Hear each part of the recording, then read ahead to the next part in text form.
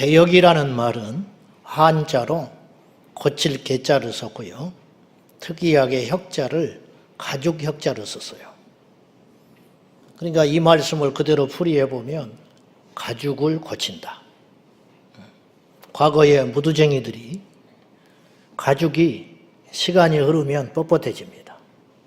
쓸모없게 된 가죽을 기름칠을 하고 다시 손질을 해가지고 쓸모있게 만들어내는 것, 그것을 개혁이라고 했다는 거예요. 그러니까 개혁과 혁명은 달라요. 혁명은 기존의 체계를 완전히 바꾸고 변화시키는데 그것을 위해서라면 심지어 폭력도 정당화합니다. 그러나 개혁은 다른 개념이에요. 개혁은 새로운 걸 만들어내는 게 아니에요. 본질로 돌아가는 거예요. 그래서 회복의 의미가 있죠. 그래서 성경에 개혁이라는 말은 없지만 부흥이라는 단어가 등장합니다. 근데 이 부흥이라는 말이 리바이벌, 다시 살린다. 그런 의미에서 볼 때 저는 개혁과 부흥은 동일한 선상에 있다. 그렇게 생각합니다. 지금부터 507년 전 마르틴 루터가 비텐베르크 성당에 95개 반박문을 붙이면서 시작된 종교개혁. 그러나 루터는 훗날에 자신이 개혁자로 불릴 거라고 생각 안 했을 것 같아요. 그의 시작은 순수했다고 봅니다. 이거는 아니다. 이것이 과연 믿음이라 할 수 있느냐. 오늘 이 시대의 교회를 보라. 과연 말씀대로 믿고 있느냐. 그 문제의식을 가지고 용기 있게 나선 것뿐입니다. 그래서 그가 내건 슬로건이 오직 성경으로. 다른 것 없다. 특별하고 새로운 것이 아니고 교단을 만들자는 것도 아니고 어떤 교리를 강화하자는 것도 아니다. 말씀으로 돌아가자. 오직 성경으로 돌아가서 사람들이 많이 그 길을 간다고 가지 말고 지금까지 해왔다고 그렇게 하지 말고 성경의 가르침대로 충실히 가야 된다. 이것이 바로 개혁의 시발점이었습니다. 오늘 본문 1절을 다 같이 보시겠습니다.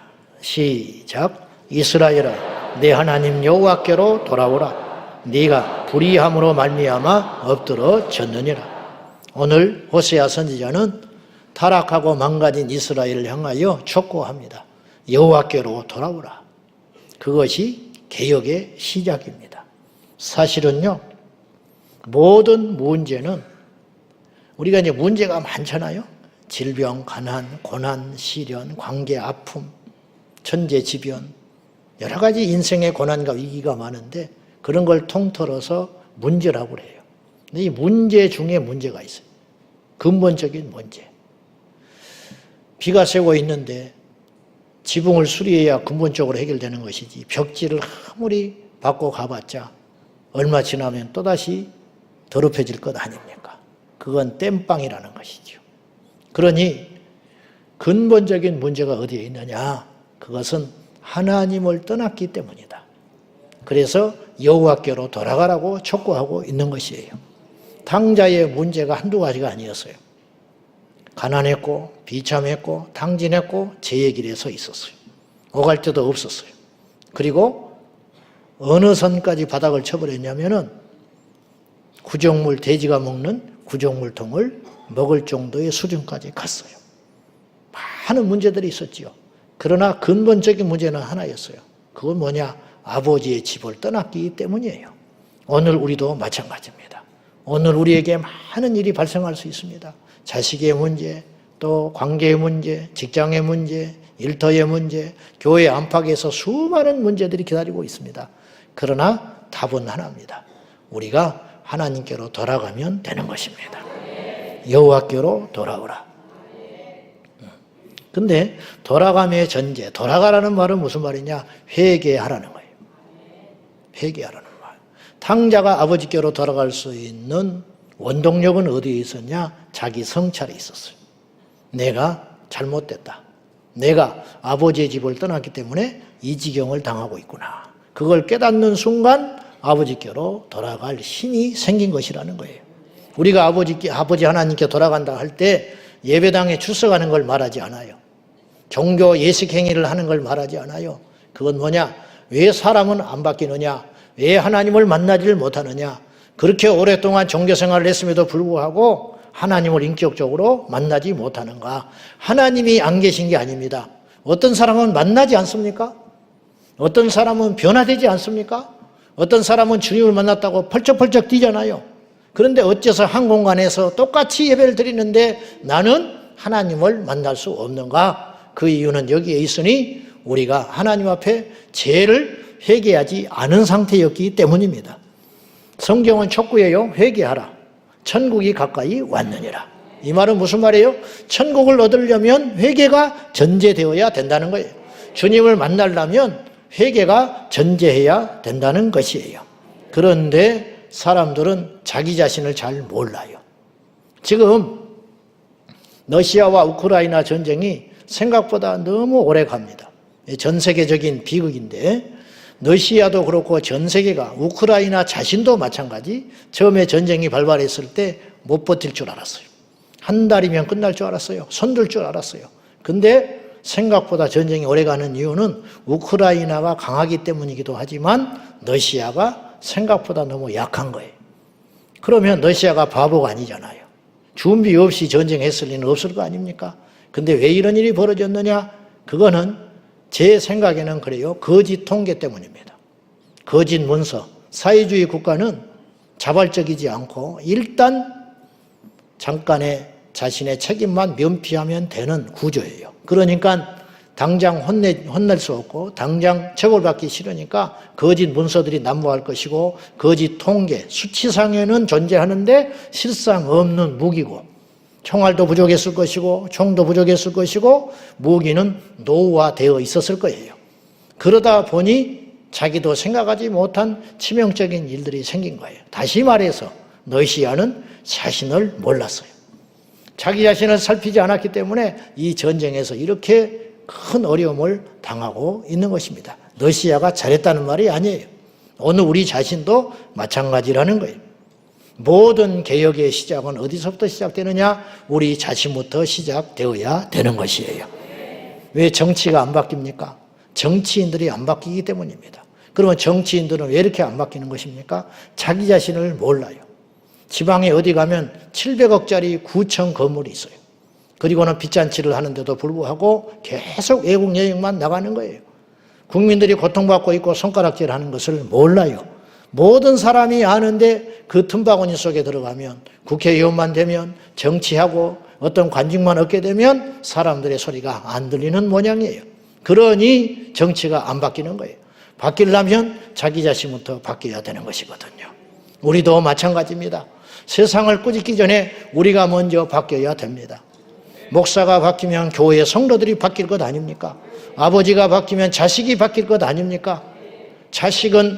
부모는 자기 역할을 하지 않으면서 자식한테 꾸짖으면 그 자식이 변할 리가 있겠습니까? 그래서 모든 개혁은 우리 자신부터, 모든 죄의 고백은 내 자신부터. 지옥은요, 누가 가느냐? 믿지 않는 자가 가요. 믿지 않는 자가 지옥 가서 뭐 하느냐? 남의 탓하는 거야. 남의 탓. 저 사람 때문에 내가 예수 안 믿었고, 저 교회 때문에 예수 안 믿었고, 저 목사 때문에 내가 여기에 왔다. 그거는 어느 정도 설득력이 있을지 모르나 현실은 뭐예요? 지옥에 떨어지고 말았잖아요. 지옥에 떨어진 사람들이 껄껄껄하고 후회를 계속합니다. 그때 믿을 걸, 그때 회개할 걸, 그때 가지 말 걸. 오늘도 마찬가지예요. 오늘 또 성령님께서 이 강단을 통해서 어떤 한 사람에게 이야기하고 있는 거예요. 남의 허물을 탓하지 말고 내 자신을 보라고 성령께서 이 시간 스피커를 통하여 말씀하고 있는 것이에요. 야구에 관심 있는 사람은 지금 메이저리그에서 제일 핫한 인물이 있는데 바로 쇼헤이라는 인물이에요. 오타니 쇼헤이라는 야구 선수인데 미국 메이저리그에 수만 명이 그 선수가 되기 위해서 지금도 꿈을 꿔요. 그 중에 몇십 명 선택돼 가지고 그 틈바구니에서 살아가는 거예요. 그런데 그 중에서도 최고의 선수가 일본 동양인 선수가 있어요. 이 선수는 메이저리그 역사 최초상 50 클럽에 가입을 했어요. 뭔지 모르지요? 50개 홈런, 50개 도루. 이건 쉬울 듯 싶지만 지금까지 이걸 이룬 사람이 없었다는 거예요. 그래가지고 50번째 홈런을 친 볼을 주운 사람이 있었어. 그 사람이 얼마를 벌었느냐? 우리가 좋아하는 돈 61억. 야구공 하나가 61억짜리. 금덩어리로 만들어도 61억이 안 될 텐데 평범한 야구공이 그 기념비정의 공이 61억이 됐다는 거예요. 그런데 그 공을 날아왔을 때 딱 붙잡은 사람이 처음 사람이 아니에요. 어떤 사람의 손을 거쳐 가서 바닥에 떨어진 공을 필사적으로 잡은 사람이 하나 있었어. 그 사람이 61억 번 거예요. 그래서 뭐 소송을 한다 어쩐다 그래요. 응? 왜냐 애기 걸 뺏었다 뭐 그런 말이 돌아다녀. 그러면 내 손을 거쳐간 공이 61억짜리인데 어떤 사람이 주워가지고 그것이 61억을 벌었다면 잠이 오겠습니까? 차라리 멀찍이 떨어져서 그 공과 상관이 없었다면 덜 억울하지.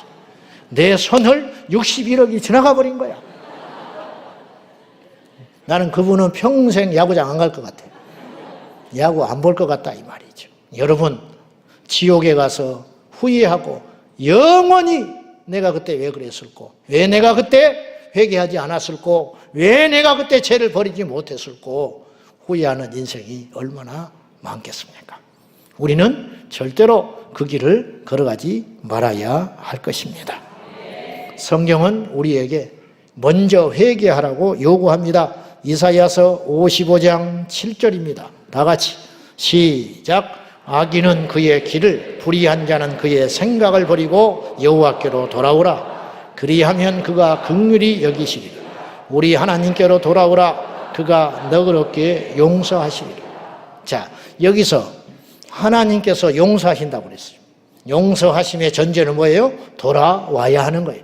돌아와야 용서를 하든 먹여주든 처벌을 하든 할 거 아니에요. 일단 하나님께서 용서하시기 위해서는 전제 조건이 돌아와야 하는 거예요. 돌아올 때에 그냥 오는 게 아니라는 거예요. 너의 죄를 버리고 돌아오라. 하나님은 만놀이 여김받지 않는다. 우리 하나님은 업신 여김받지 않는다. 하나님은 절대 속일 수 있는 분이 아니라는 뜻이에요. 여러분, 주님이 모르는 게 있겠어요? 지금 주님께서 그냥 봐주고 계시는 거예요. 우리는 주님이 모를 것처럼 여겨집니다. 그런 착각에 빠져가지고 세상에서 방탕하게 살아갑니다. 세상에서 술 먹고 세상에 거짓말하고 세상에서 죄짓고 그러면서 주일날은 우리가 아무렇지도 않게 올 수도 있는 거예요. 그것이 저와 여러분의 현실이에요. 그러면 그것을 하나님이 몰라서 그렇게 하고 있겠냐는 거예요. 여러분 사람도 아는 일을 하나님이 모르겠습니까? 하나님께서 참아주고 계시는 거예요. 길이길이 참아주고 계시는 거예요. 그것이 하나님의 사랑입니다. 하나님이 참아주니까 사람들은 착각해요. 하나님이 안 계시다는 거예요. 사람들이 착각해요. 하나님은 이걸 모를 거라는 거예요. 제가 초등학교 1, 2학년 때 도벽이 생겼어요. 도벽. 귀신이 들어와가지고 도둑놈이 됐어. 그래가지고 아버지 양복 주머니를 자꾸 탐하기 시작한 거예요. 가지고 머리 쓴다고 지갑을 열어가지고 옛날에 500원짜리 지폐가 있었으니까 지폐가 제법 두툼하게 있을 때만 살짝 한 장씩 뺐어요. 그러다가 간이 커져가지고 1,000원짜리를 건들고 10,000원짜리를 건들기 시작했어요. 그리고 지폐가 몇 장 없을 때는 손을 안 댔어. 그리고는 한 달간 신나게 쓰고 다녔습니다. 친구들하고. 그러던 어느 날 아침 밥을 먹는데 저하고 제가 터울이 크니까 저 혼자 외동아들처럼 컸는데 마하고 어머니하고 아버지하고 밥을 먹는데 쳐다보지도 않고 아버지가 밥을 먹으면서 여기에 도둑놈이 한 놈 앉아있다는 거예요. 여기 도둑놈이 한 놈 앉아있는데 못된 행사를 한다는 거예요.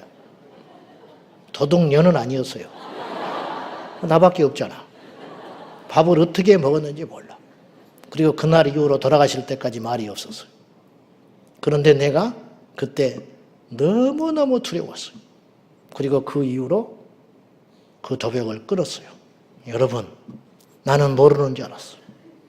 나는 이것이 완전 범죄인지 알았어. 그런데 허물 많고 허점 많은 육신의 아버지도 알고도 참아주고 계셨더라고. 우리 하나님이 모르시겠습니까? 우리 하나님이 우리의 머리털까지 세신 바 되었는데, 우리의 생각도 읽고 계시는데 우리 상황을 무엇을 모르시겠습니까?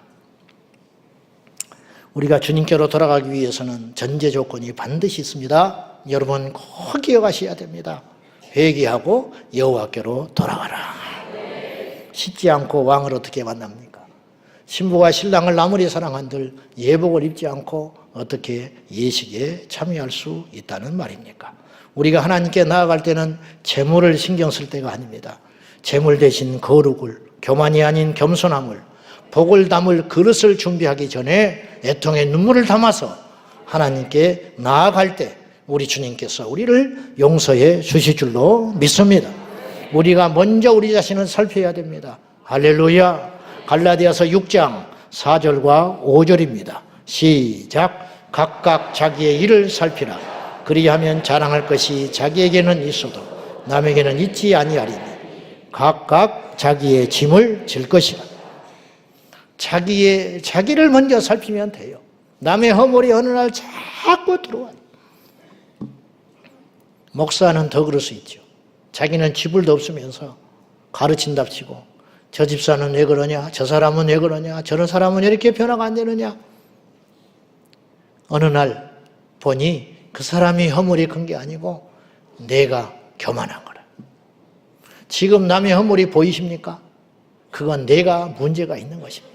먼저 우리는 각각 우리 자신들을 살피는 지혜와 믿음이 있기를 예수님의 이름으로 축원합니다. 오늘 2절 말씀을 한번 보시죠. 자, 특이한 말씀이 하나 있어요. 시작. 너는 말씀을 가지고 여호와께로 돌아와서 아뢰기를 모든 불의를 제거하시고 선한 바를 받으소서. 우리가 수송아지를 대신하여 입술의 열매를 주께 드리리이다. 이 말씀을 주목해서 보시면 우리는 흔히 하나님께 와서 말씀을 받는다고 생각하잖아요. 그게 틀린 말은 아니죠. 근데 오늘 호세아 선지자는 이스라엘 백성들 우리에게 오늘 촉구하기를 말씀을 가지고 여호와께로 돌아와라. 이게 무슨 말이냐? 말씀대로 살았는지를 점검하라. 그런 뜻입니다. 점검하라. 우리는 하나님께 올 때 말씀을 가지고 와요. 그렇잖아요? 성경책 들고 오잖아요. 그리고 말씀을 하나님께 놓고 가버리는 것 같아요. 말씀을 놓고 가버리니까 세상에 말씀이 없지. 제가 예전에도 말했지만은 성경 읽기가 만만치 않을 수도 있어요. 그러면 시간이 없다든지 의지가 약해서 성경을 읽지 못한다면은 1년 52주 교회를 오면 주일날 설교는 잊어버린다 치고 읽은 본문은 있을 거 아니에요. 아주 특별한 경우가 아니면 52번의 새로운 말씀을 우리가 매주 접하게 되는 거예요. 그러면 그 말씀을 읽고 그 말씀을 듣고 그 말씀을 마음에 새겨서 그 말씀대로 살아가기로만 한다면 1년 동안 52번의 우리 잘못과 우리의 죄악을, 우리의 악한 습관들을 하나님 앞에 정리만 할 수 있다면 우리가 성자가 되지 않겠습니까? 그런데 이게 10년이면 520번이요 30년이면 1500번의 말씀을 좋게 들었는데 어째서 우리는 한 가지도 고치지를 못하느냐. 이것은 우리에게 대단히 큰 문제가 있다는 거예요. 하나님이 오늘 우리에게 호세아 선지자를 통하여 촉구하는 거예요. 말씀을 가지고 와라. 말씀대로 살았느냐. 내 의지, 내 열정, 내 정열 다 필요 없는 것입니다. 세상의 욕심과 세상의 사상과 세상의 가르침은 그때마다 시류에 따라서 변하기 십상이에요. 오직 변하지 않는 진리의 말씀. 모든 남녀노소 어느 때나 모든 인생에게나 모든 상황 속에 우리의 지침이 되고 기준이 되고 우리를 안전하게 지켜내는 그 보물 중에 보물, 그것은 바로 하나님의 말씀입니다. 이 말씀을 가지고 와라. 말씀을 가지고 나와 함께 보자. 네가 이 말씀대로 살았느냐? 네가 이 말씀에 어느 정도 순종했느냐? 우리 주님께서 우리에게 촉구하고 있는 거예요. 마지막 우리 3절 다 같이 우리 읽어보겠습니다. 시작. 우리가 앗수르의 구원을 의지하지 아니하며 말을 타지 아니하며 다시는 우리의 손으로 만든 것을 향하여 너희는 우리의 신이라 하지 아니하오리니 이는 고아가 주로 말미암아 긍휼을 얻음이니이다 할지니. 우리의 결단. 호세아 선지자가 이스라엘 백성들에게 촉구합니다. 다시는 앗수르의 구원을 의지하지 말고 말을 타지 말며 다시는 너희들의 손으로 만든 우상을 하나님이라고 말하지 말라.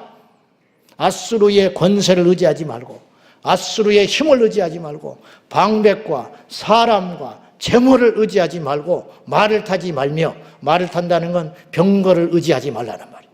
전투 병기를 의지하지 말고 오직 여호와 하나님만 의지하며 사람들이 만들어놓은 헛된 우상을 가리켜 하나님이라고 부르지 말고 오직 하나님만 의지하고 믿으라. 인생의 생사화복이 지식에 있지 아니하고 세상의 줄에 있지 아니하고 배경에 있지 아니하고 하나님께 있음을 믿습니다.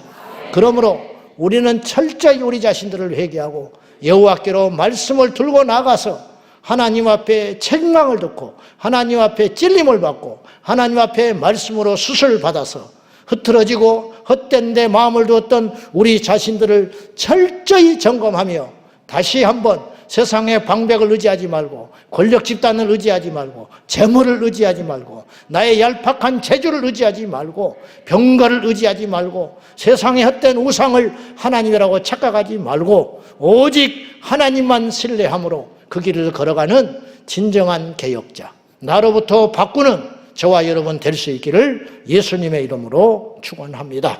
개혁은 새로운 것이 아니에요. 정상으로 돌아가는 거예요. 회복하는 것입니다. 오늘 종교개혁주의를 맞이하여 10월 27일 연합예배를 드리기 위하여 지방에서 심지어는 외국에서 들어오신 분들이 꽤 있습니다. 그러나 오늘 우리의 목적을 분명히 해야 됩니다. 한 번 행사로 끝나는 것도 아니고 숫자 불려서 어떤 소리를 관철시키는 자리가 아니라 하나님 앞에 기도하는 자리인 것입니다. 하나님, 우리의 기도를 들어주십시오. 우리 힘으로 할 수 없는 이 상황 속에서 오직 바라고 의지할 분은 우리 주님밖에 없으니 주님, 애통하는 우리의 기도를 들어주시라고 나아가는 자리인 것입니다. 그러므로 우리가 성숙해야 하고 세상을 꾸짖기 전에 우리 자신을 먼저 하나님 앞에 철저히 회개하고 성찰하며 다짐하고 변화를 결심하는 그러한 자리가 되어야 할 줄로 믿습니다. 우리 모두 회개하는 마음으로, 그리고 이 세상을 애통하는 마음으로 이 모든 죄악들이 내 자신에서 비롯됐다는 책임의식을 가지고 주여, 내 자신부터 변화되겠습니다. 내 자신부터 죄를 버리겠습니다. 내 자신부터 말씀을 모르는 것이 아니라 아는 이상 아는 말씀대로 철저히 살아내 보겠다고 또다시 결단하고 결심하는 생명의 자리가 되기를 예수님의 이름으로 축원합니다. 기도하겠습니다. 이 시간에 우리 다 같이 한번 자리에서 일어나셔서, 불편하시지 않으면 다 같이 일어나셔서 우리 하나님 앞에 마음을 모아서 통성으로 기도할 적에 하나님, 오늘 12.7 연합예배가 이벤트가 되지 아니하고 하나님의 불이 임하는 거룩한 예배가 되게 하여 주시고 하나님만이 드러나고 하나님만이 영광 받으시는 산 예배가 되게 하여 주시며 수많은 성도들이 모여들 때에 단 한 건의 불미스러운 일도 일어나지 않도록 주께서 지켜주시고 보호하여 주시며 이 예배가 끝난 후에, 이 행사가 끝난 후에 한국교회가 눈을 뜨고 깨어나서 이 포괄적 차별금지법을 막아내는 거룩함으로 무장하게 해달라고 우리 다 같이 동성으로 우리 하나님 앞에 간절히 믿음으로 부르짖어 기도하겠습니다. 살아계신 아버지 하나님, 이 시간 간절히 합심하여 기도합니다. 오늘 12.7 연합예배를 앞두고 온 성도들이 마음을 모두와서 간절히 기도하오니 주여 응답하여 주옵소서. 모든 문제가 나에게 있었습니다. 내가 변하면 우리가 변하고, 우리가 변하면 이 나라가 변하고, 이 나라가 변하면 세상이 변하게 될 줄로 믿습니다. 내가 타락하니 우리가 타락하고, 우리가 타락하니 이 나라가 망가지고, 이 나라가 타락하니 온 세상이 타락해져 있습니다. 여호와여, 우리를 불쌍히 여겨 주옵소서.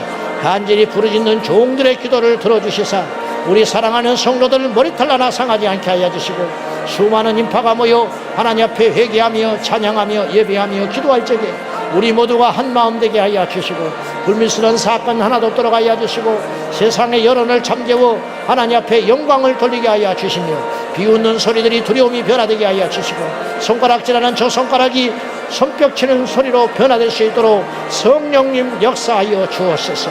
왕이신 하나님을 경배합니다. 왕이신 하나님을 찬양합니다. 예배 가운데 기름 부어 주옵소서. 모인 모든 무리를 기억하여 주옵소서. 우리 성도들의 현재와 미래를 책임지사 예수의 이름으로 승리하는 믿음의 용사들이 다 되게 하여 주시고, 12.7 연합예배 이후에도 온 한국교회가 똘똘 뭉쳐 이 거대한 악법을 막아내게 하여 주시고, 아버지 하나님 앞에 영광을 돌리는 귀한 역사가 일어나게 하여 주옵소서. 시작부터 마지막까지 성령 하나님 역사하여 주시고 인도하여 주옵소서. 할렐루야.